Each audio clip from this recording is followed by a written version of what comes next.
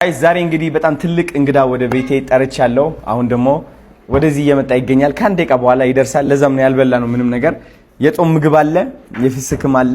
ይህ እንግዳዬ እንግዲህ ዳኒ ጢሞ ተብሎ ይጠራል። እንግዲህ ሰይፉ ፋንታሁን ላይ ቀርቦ ነበረ ፖድካስት ላይ እና እንደሰማችሁት ወንድማችን በጣም ታለንትድ ነው። በጣም ትልቅ አላማ አለው። ግን ደግሞ አሁን ተዳክሞ ይገኛል። ህይወት አንዳንዴ እንደዛ ነች።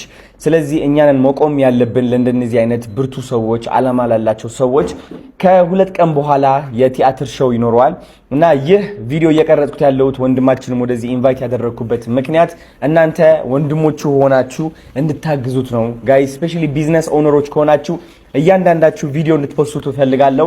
50,000 መስጠት እንችላለን። 100,000 ለቲኬት መግዛት እንችላለን። ገብተው ቲያትሩን የሚከታተሉ ሰዎች ካሉ ግዙላቸው ቲኬቶች ማለት ነው፣ ቢዝነስ ኦነሮች ከሆናችሁ። ስለዚህ ባካችሁ ዳኒ ጢሞን ሰርፕራይዝ እናድርገው፣ እናግዘው። አሁን ደርሷል መሰለኝ።